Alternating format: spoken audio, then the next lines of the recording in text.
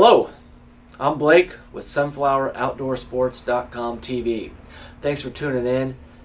We really appreciate your viewership. Today I want to talk to you about my new EDC knife.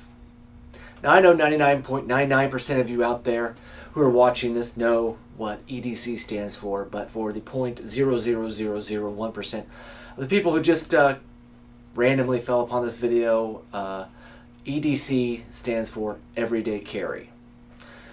But before I get into my brand new EDC knife, I'd like to tell you a little bit about my old EDC knife. I'm sure many of you are very familiar with this knife. It is the Cold Steel Voyager large tanto serrated. This is an awesome knife. I think I bought this thing around 1994, and you can tell that it's pretty old school because it's only got the thumb stud on one side there. And I've carried this baby with me every day since I bought it, back around 1994. And this is an awesome knife. It's about 4-inch blade, just the perfect length amount for me. I like it. I like the serrated edge on it, and I like the tanto point, man. I think it's cool. I know it's effective. When you're slashing and you flick your wrist out like that, it does a great job, and it's just cool. I mean, Cold Steel's an awesome company. If you have a Cold Steel knife, you know that. But there's one problem. After about 15 years of carry, the Zytel clip on the back broke off on me. I've heard stories of people's Zytel clips breaking, and for 15 years I've been carrying this baby, and I've been real careful. But one day I just got in a hurry and tucked the back of my pants, and the clip went over my belt and it just snapped right off. So I was bummed, but I still got it, and I went ahead and just, if you can see, I kind of ground down to a grinder, and I kind of ground down the end so it wasn't all rough, and smoothed it out. And I went ahead and just threw this into I have a pouch on the belt of one of my tactical vests, and I just keep it there for a spare knife. So it is what it is. So again, before I show you my new EDC carry knife, I'd like to talk to you about two things: my criteria and the knives I tried to replace it with. First of all, my criteria for an EDC knife. I just said a few minutes ago, I like that 4-inch blade. It has to be, right around 4 inches. I don't like it any smaller, and I don't like it any bigger than over 5 inches.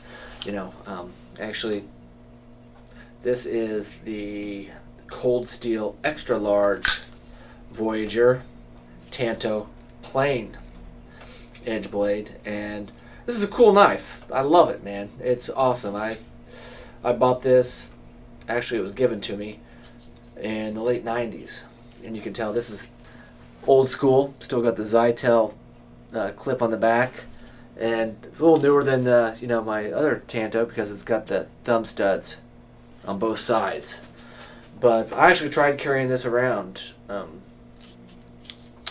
when I broke my other Cold Steel, but it's just a little too big, a little too bulky. That brings me to my second criteria. The knife has to be thin. The way I like to carry it, I don't want to know the knife is there. I carry a lot of stuff in my pockets and stuff, and I just, the thinner it is, the better better fit it is for me. And the last criteria I really like to have is I want the tip up.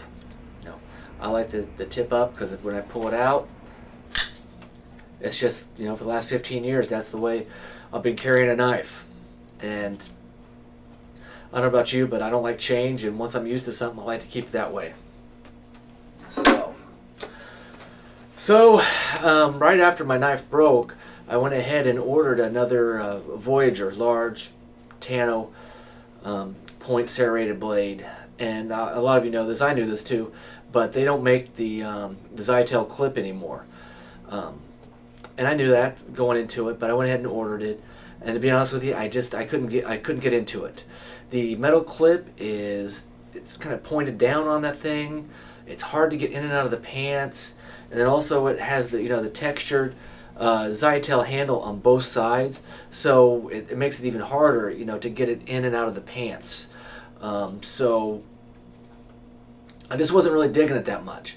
But lucky for me, my brother has a large Tanto serrated point Voyager.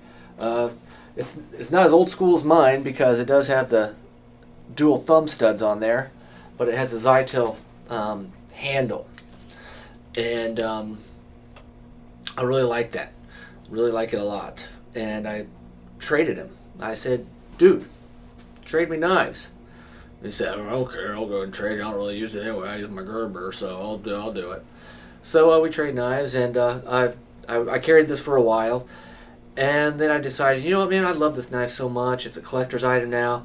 I think I want to go ahead and retire it and get something else. So I took a look at a couple other knives, and I want to go ahead and show you these knives, but I'm going to move over to the table and let's take a closer look at the two knives I picked and the one I ended up with.